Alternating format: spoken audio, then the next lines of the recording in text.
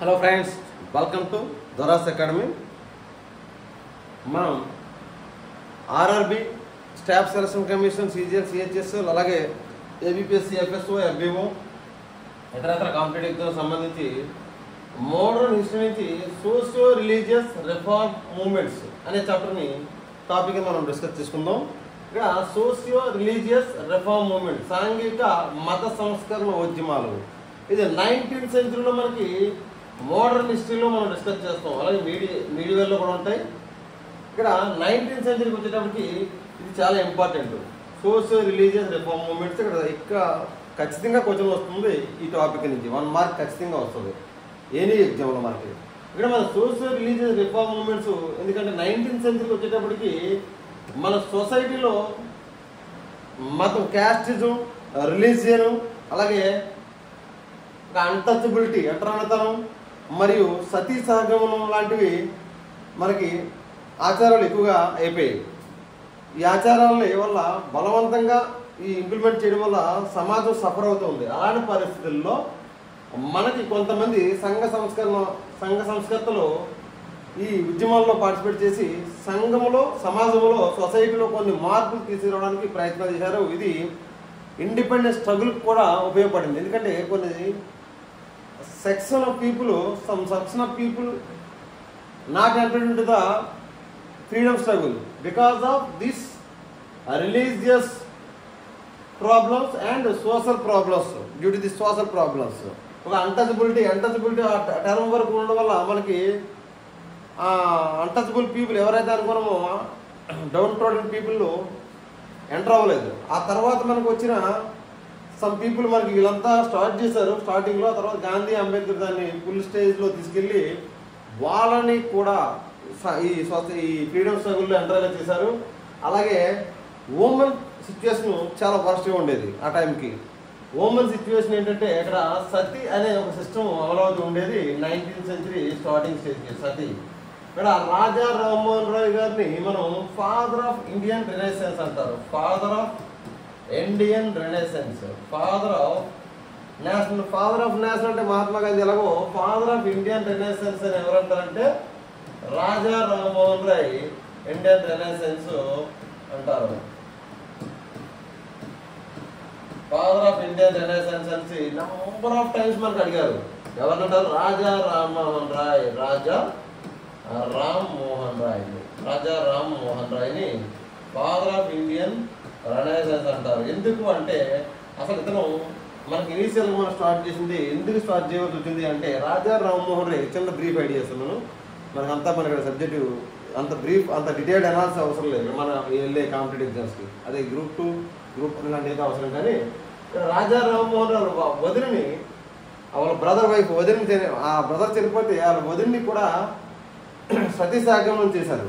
అంటే ఆ భర్త యొక్క చనిపోయిన కాలుస్తుంటారు కదా, తన భార్యని కూడా అదే కాష్టం మీద కాల్చేస్తారు. అదే సతీ సహగమనం.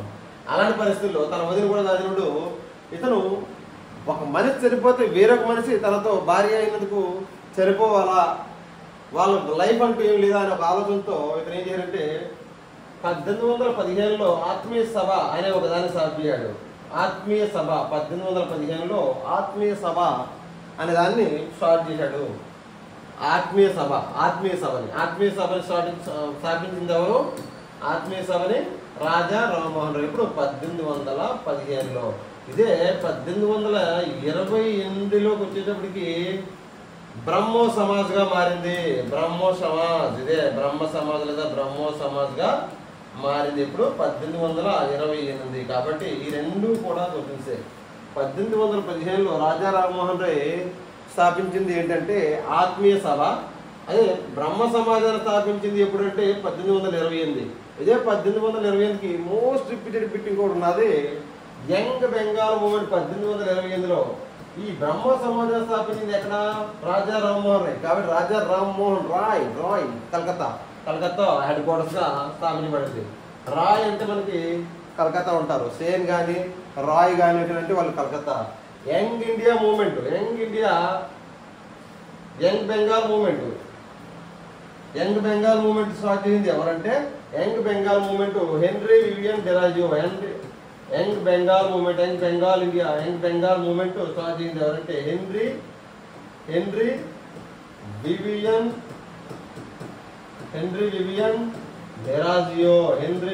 డెరాజియో. ఎవరు ఇతను? Anglo Indian. ఇతను జస్ట్ 18 years ఏజ్లోనే యంగ్ బెంగాల్ మూమెంట్ స్టార్ట్ చేశాడు. ఎక్కడ? కలకత్తాలో.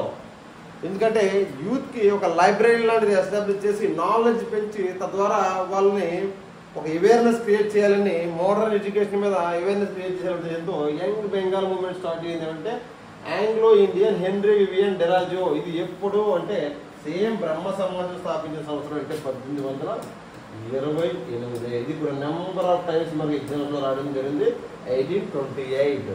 అలాగే ఈ రాజా రామ్మోహన్ రాయ్ని రాజా అనే బిరుదు ఎవరు ఇచ్చారంటే ఇదంటే రామ్మోహన్ అయితే రాజా అనే బిరుదు అక్బర్ II ఇచ్చాడు. అక్బర్ II మొఘల్ చక్రవర్తి అక్బర్ II. ఫస్ట్ అక్బర్ కాకుండా సెకండ్ అక్బర్ అన్నాడు. లేటర్ మొఘల్స్లో ఆ అక్బర్ II రాజా అనే బిరుదు ఇచ్చాడు. ఇంకొన్ని చాలు. ఇందులో మనకి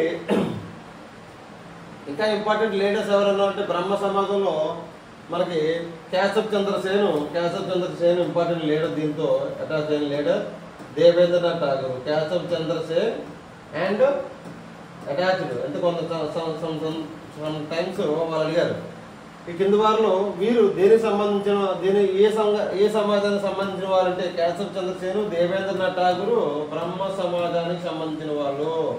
దేవేంద్రనాథ్ ఠాగూర్, కేశవ్ చంద్ర సేను. అలాగే ఠాగూర్ అంటేనే మనకి వెస్ట్ బెంగాల్ కదా.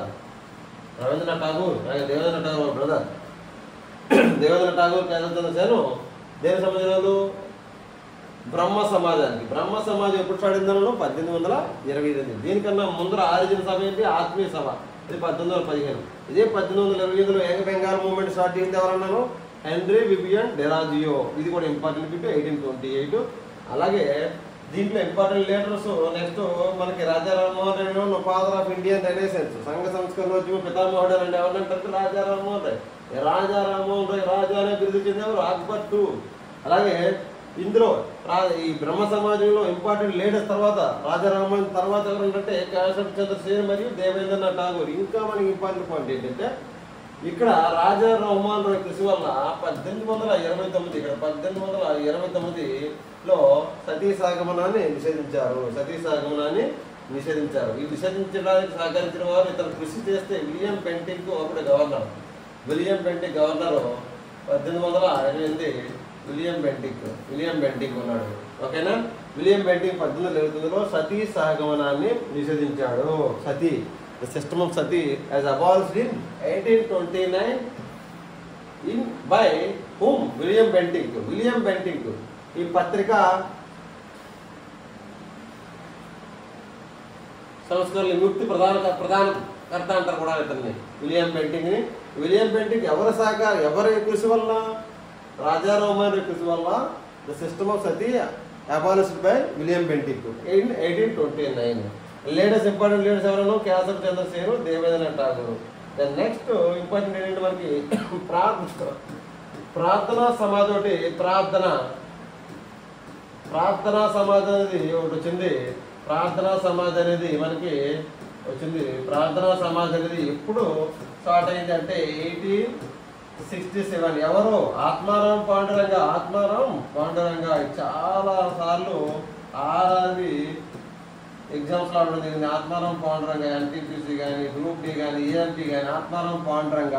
ఇక్కడ గైడెన్స్ ఎవరు అంటే ప్రార్థనా సమాజాన్ని స్థాపించడానికి కేశవ్ చంద్ర సేను గైడెన్స్లో ఆత్మారాం పాండురంగ 1867లో ప్రార్థనా సమాజాన్ని అనే సంస్థని స్థాపించాడు. సేమ్ సంఘ సంస్కరణలకి. బ్రహ్మ సమాజంలో ఈ సమాజంలో ముఖ్య ఉద్దేశం ఏంటి?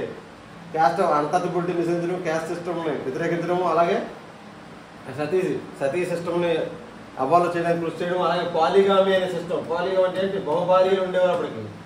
బహుభార్యలు 1, 4, 5 అలాగే పాలిగామి. 2 నుంచి 3 ఇద్దరైతే పాలిగామి. సో 2, 3, 4, 5 అలాగే పాలిగా సిస్టమ్ వైఫ్స్ ఉండేవారు. అదే పాలిగామి సిస్టమ్ని అపోజ్ చేశారు అప్పటికి. ఈ 1800 అంటే 19th century ఇనిషియల్ స్టేజ్లో స్టార్ట్ అయిన ఉద్యమాలు అన్నింటిలో కూడా. And next the most important organisation ఏంటంటే ఆర్య సమాజ్. ఈ ఆర్య సమాజ్ సోషల్ రిఫార్మ్ మూవ్మెంట్లో ఆర్య సమాజ్ అనేది మనకి 1875లో వచ్చింది. 1875లో స్వామి దయానంద సరస్వతి మనం స్టార్ట్ చేశారు ఆర్య సమాజ్ని. స్వామి దయానంద సరస్వతి మనకి ఆర్య సమాజాన్ని ఇప్పుడు స్టార్ట్ చేయండి. 1875లో స్వామి దయానంద సరస్వతి ఆర్య సమాజాన్ని స్టార్ట్ చేశారు. ఆర్య సమాజాన్ని ఎవరు స్టార్ట్ చేశారు? స్వామి దయానంద సరస్వతి. దీని Arya Samaj headquarters starting ఎక్కడున్నాయంటే బాంబే.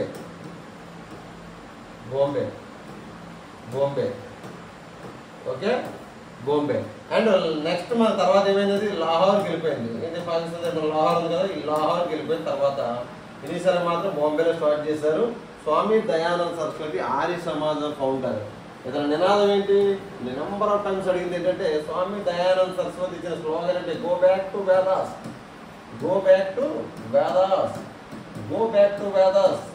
వేదాలకు తరలండి అంటే వేదాల్లోనే నాలెడ్జ్ అంతా ఉంది, వేదాలకు తరలండి అని చెప్పాడు స్వామి దయానంద సరస్వతి.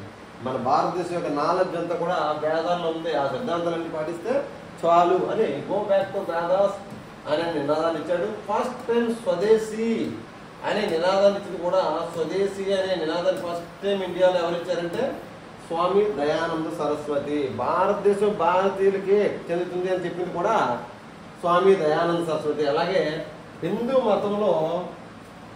మతంలో కన్వర్షన్ రావడం కోసం శుద్ధి అనే ఉద్యమాన్ని స్టార్ట్ చేశాడు.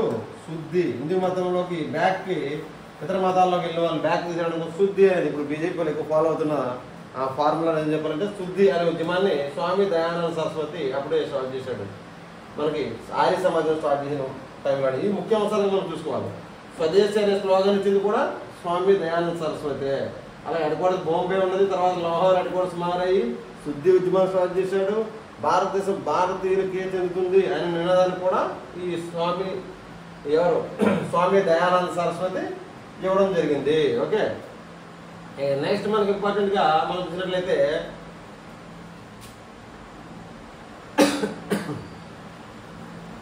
Theosophical society important organisation. Theosophical society మనం చూసినట్లయితే ఇంపార్టెంట్ ఆర్గనైజేషన్ ఏంటి? Theosophical society. ఈ theo means god. What? God, దేవుడు. సోపోస్ అంటే నాలెడ్జ్, గాడ్కి సంబంధించిన నాలెడ్జ్ లేదా జ్ఞానాన్ని గురించి మనకి ఎవరు స్టార్ట్ చేసి ఎప్పుడు స్టార్ట్ అయింది? థియోసోఫికల్ సొసైటీ 1876లో న్యూయార్క్లో స్టార్ట్ అయింది. చూడండి, న్యూయార్క్ అంటే ఇక్కడ యుఎస్ఏలో. ఎవరు స్టార్ట్ చేశారు సార్? న్యూయార్క్లో మేడం బ్లావస్కీ, రష్యాకు చెందిన మేడం బ్లావస్కీ, రష్యాకు చెందిన వనిత.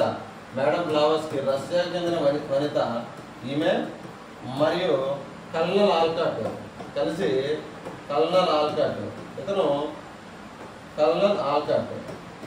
ఇతను యుఎస్ఏ, ఇద్దరు కలిసి ఎక్కడ స్టార్ట్ చేశారు? రష్యాకు చెందిన వనిత మరియు కల్నల్ ఆల్కాట్ ఇద్దరు కలిసి, యుఎస్ఏ చెందిన కల్నల్ ఆల్కాట్ ఇద్దరు కలిసి న్యూయార్క్ హెడ్ క్వార్టర్స్గా థియోసోఫికల్ సొసైటీ స్టార్ట్ అయింది. మరి ఎక్కడ నుంచి చదువుకుంటున్నాం అంటే థియోసోఫికల్ సొసైటీ 1876లో స్టార్ట్ అయ్యేటప్పుడు న్యూయార్క్లో స్టార్ట్ అయింది యుఎస్ఏలో. దేని గురించి? దేవుడికి సంబంధించిన నాలెడ్జ్ని, జ్ఞానం సంపాదించడానికి దేవుడు అనేది ఎక్కడ ఉన్నది, ఏంటి, దాని బ్యాక్గ్రౌండ్ ఏంటి అనే ఒక అంశం పైన పూర్తిగా స్టడీ చేయాలని, అసలు ఏన్షియంట్ గాడ్స్ ఏంటి, ఏన్షియంట్ రిలీజియన్లమైన పైన స్టడీ చేయాలని, వాటి సంస్కరణలు ఏమైనా చేయడానికి అవకాశం ఉందా అనే ఉద్దేశంతో ఈ థియోసోఫికల్ సొసైటీని న్యూయార్క్లో వీళ్ళిద్దరు స్టార్ట్ చేశారు. మేడం బ్లావస్కీ చాలాసార్లు అడిగారు క్వశ్చన్స్. ఎవరు స్టార్ట్ చేసిందంటే కల్నల్ ఆల్కాట్, యుఎస్ఏ ఇద్దరు కూడా స్టార్ట్ చేశారు. ఎక్కడ హెడ్ క్వార్టర్స్? న్యూయార్క్. కానీ అప్పుడు 1876లో. But in 1882 international office established Adyar. ఎక్కడ? Near to Chennai. ఇక్కడే మనకి థియోసోఫికల్ సొసైటీ నుంచి మనం ఎక్కువగా ఇప్పుడు ప్రజెంట్ ట్రెండ్లో చాలామంది ఫాలో అవుతుంది జిడ్డు కృష్ణమూర్తి. ఈ theosophical society పుత్రుడే Jiddu Krishnamurti. Theosophical society నుంచి వచ్చిన వాడు. 1882లో అడియార్లో, చెన్నై దగ్గరలో 1882లో ఇంటర్నేషనల్ ఆఫీస్ని ఎస్టాబ్లిష్ చేశారు. ఎక్కడ? అడియార్, చెన్నై, నేటు చెన్నై. 1882లో ఇప్పుడు ఇండియాకి వచ్చింది ఆఫీసు. థియోసోఫికల్ సొసైటీకి సంబంధించిన ఆఫీసు 1882లో అడియార్లకు రావడం వల్ల ఇండియాకి ఆఫీస్ వచ్చింది. ఇప్పుడు మనకేం జరిగింది ఇక్కడ డెవలప్మెంట్ 1893కి వచ్చేటప్పటికి 1893 madam Annie Besant took over the charges. Madam Annie Besant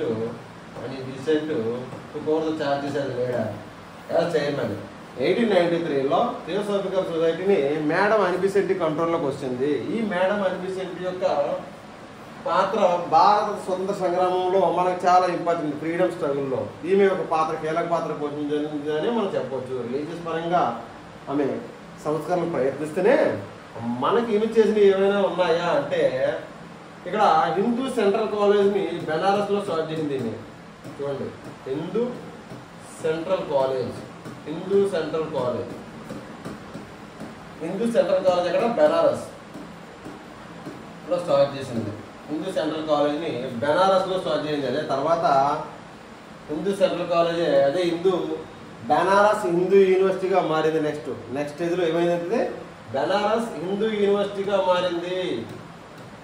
Banaras Hindu university present ఉన్నది ఇది బెనారస్ హిందూ యూనివర్సిటీ. అలాగే మన ఆంధ్రప్రదేశ్లో మదనపల్లిలో కూడా కాలేజీ స్టార్ట్ చేసింది అనిబిసెంట్ మదనపల్లిలో, చిత్తూరు చిత్తూరు అనిబిసెంట్ మదనపల్లిలో కాలేజీ స్టార్ట్ చేసింది. బెనారస్ హిందూ యూనివర్సిటీగా మారింది. ఇది హిందూ సెంట్రల్ కాలేజ్.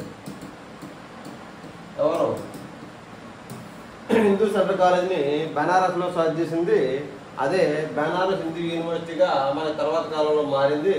ఎవరు? Madam Annie Besant. ఇక మేడం అనిబిసెంట్ ఇంకొక పాత్ర ఏంటంటే ఇక్కడ ఈమె హోమ్ రూల్ మూమెంట్లో మనకి పార్టిసిపేట్ చేసింది. హోమ్ రూల్ మూమెంట్లోనూ ఇంపార్టెంట్ కీలక పాత్ర పోషింది. పార్టిసిపేట్ చేయడం కాదు, హోమ్ రూల్ మూమెంట్ స్టార్ట్ చేయడంలో కీలక పాత్ర పోషించిన వ్యక్తి ఈమె.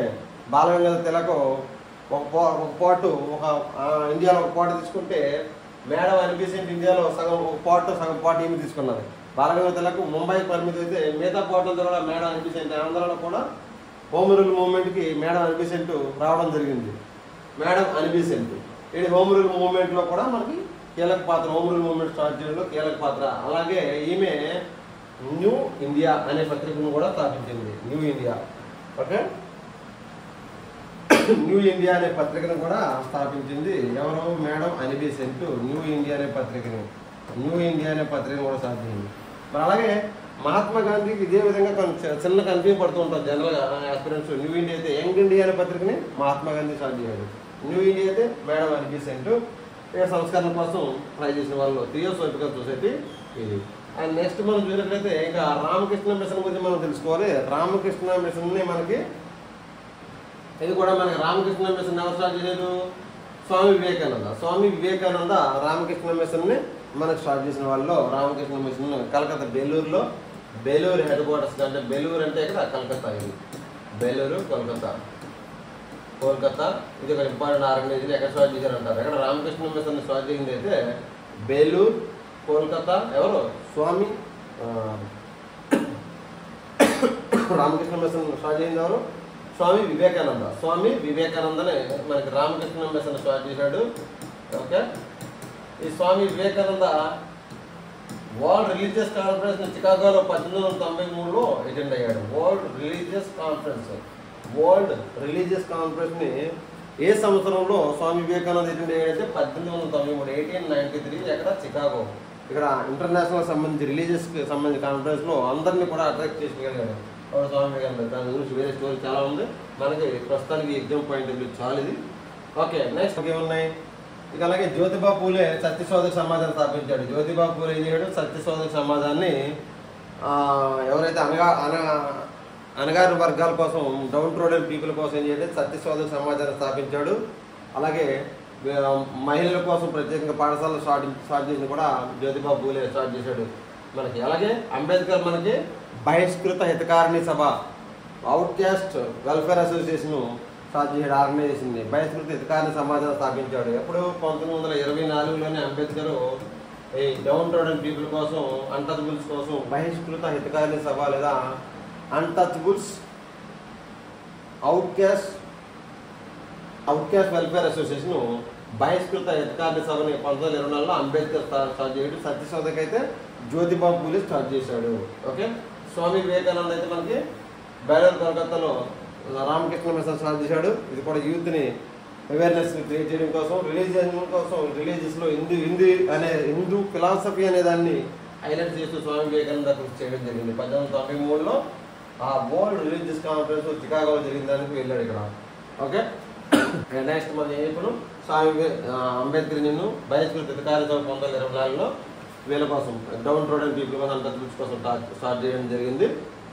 అలాగే మనకి నెక్స్ట్ ఇంకా ఏమున్నాయి దీంట్లోనే సర్ సయ్యద్ అహ్మద్ ఖాన్, మనకి మహమ్మదీల కోసం సర్ సయ్యద్ అహ్మద్ ఖాన్, సర్ సయ్యద్ అహ్మద్ ఖాన్ ఇదొక కీలకమైన పర్సనాలిటీ. సర్ సయ్యద్ అహ్మద్ ఖాన్ ఒక ముస్లిమ్స్లో మోడర్న్ ఎడ్యుకేషన్ సైడ్ మనం తరలాలి అని, ఇంగ్లీష్ ఎడ్యుకేషన్ సైడ్ తరలాలని sir Syed Ahmad Khan Muslim Mohammedan Anglo Oriental college, Mohammedan Anglo Oriental college start చేసింది ఎవరంటే sir Syed Anglo Oriental college, sir Syed Ahmad Khan. ఎవరు ఏం చేయడు? Mohammedan Anglo Oriental college start చేశాడు. ఎవరు? సర్ సయ్యద్ అహ్మద్ ఖాన్. ఎందుకంటే ముస్లిమ్స్ లో కూడా సంఘ సంస్కరణ చేయాలని, ముస్లిమ్స్ కొత్త విధానమైన ఎడ్యుకేషన్కి అడాప్ట్ కావాలని మొహమ్మదన్ ఆంగ్లో ఓరియంటల్ కాలేజ్ స్టార్ట్ చేశాడు. ఇతనే అలీగఢ్లో ముస్లిం యూనివర్సిటీ స్టార్ట్ చేశాడు. అలీగఢ్ ముస్లిం యూనివర్సిటీని స్టార్ట్ చేయడం జరిగింది. ఆ ముస్లిం యూనివర్సిటీ మనకి ఆంగ్లో ఓరియంటల్ కాలేజ్. ఆ అలీగఢ్ ముస్లిం యూనివర్సిటీ ప్రస్తుతం ఏదైతే ఉందో అప్పుడు కాంట్రవర్సీ అవుతూ ఉంటుంది. అలీగఢ్ ముస్లిం యూనివర్సిటీ ఓన్లీ ముస్లిమ్స్ గా రిలీజియస్ పరంగా దాని క్వాలిటీ పరంగా డిస్కస్ చేసుకున్నాం. సర్ సయ్యద్ అహ్మద్ ఖాన్ స్టార్ట్ చేయింది అలీగఢ్ ముస్లిం యూనివర్సిటీ 1920లో. ఓకే, 1920లో అలీగఢ్ ముస్లిం యూనివర్సిటీగా మారింది. సయ్యద్ అహ్మద్ ఖాన్ అనే వాళ్ళు మనకి ఏం చేయడు? ముస్లిమ్స్ లో సంస్కరణలు చేయాలనేసి. ఎందుకంటే అప్పుడు ముస్లిమ్స్ హిందువులు కలిసి ఉన్నారు. ముస్లిమ్స్ బాగా వెనకబడిపోతున్నారు ఎడ్యుకేషన్ లో. తెలుసు వీళ్ళకి సంస్కరణ చేయాలని, ఎడ్యుకేషన్ సిస్టమ్ లో డెవలప్ చేయాలని తెలుసు. సర్ సయ్యద్ అహ్మద్ ఖాన్ చేయడు. Mohammedan Anglo Oriental college start చేయడు. వీళ్ళకి ఆధునితన ఎడ్యుకేషన్ లో, మోడర్న్ ఎడ్యుకేషన్ లో శిక్షణ ఇవ్వాలని, వాళ్ళలో మత ఆలోచనలు, మత ఆచారాలు మారాలని, హిందువుల దగ్గరగా మనం కూడా వెళ్ళాలనే ఆలోచన. అందుకే చాలా వరకు కూడా హిందూ ముస్లిం ఆలోచనలు సాంప్రదాయం తర్వాత మెజ్జైపోయి సమ్ కల్చరల్ హ్యాబిట్స్ లైక్ మనకి మన దీంట్లో బొట్టు పెట్టుకోవడం కానీ, కాలు మెట్టు పెట్టుకోవడం కానీ, తాళి కట్టి ఇవన్నీ కూడా తర్వాత ఏమైతే హిందూ ఆచారాలు వాళ్ళు కూడా అడాప్ట్ అయిపోయి. ఎందుకంటే వీళ్ళు స్టార్ట్ చేసిన ఈ అహ్మదీయ మూవ్మెంట్ వల్లనే. ఓకేనా, ఇది ఇంకా కొన్ని అంశాలు మనం ఇంకా ఉన్నాయి. ఇంకా చాలా ఇంపార్టెంట్ ఈ చాప్టర్ మాత్రం సోషల్ రిలీజియస్ రిఫార్మ్ మూవ్మెంట్స్ లేదా సాంఘిక మత సంస్కరణ ఉద్యమాలు అనే చాప్టర్ చాలా చాలా చాలా ఇంపార్టెంట్. ఓకే, ఈ చాప్టర్ని కంప్లీట్గా ఖచ్చితంగా అది రైల్వే కానీ, అది ఎస్ఎస్సి కానీ, లేదా యూపీఎస్సీలో కానీ, ఇతరత్ర ఏ కాంపిటేటివ్ ఎగ్జామ్స్లో అయినా సరే జనరల్ నాలెడ్జ్ హిస్టరీ ఉన్నట్లయితే ఖచ్చితంగా 1 మార్క్ గ్యారంటీ. ఈ టాపిక్స్ అలా అట్లీస్ట్ క్లాస్ విని వెళ్ళినా మీరు 1 మార్క్ మీకు సాధించగలరు. జాగ్రత్తగా క్లాస్ విని నోట్స్ రాసుకుంటే. Okay, thank you.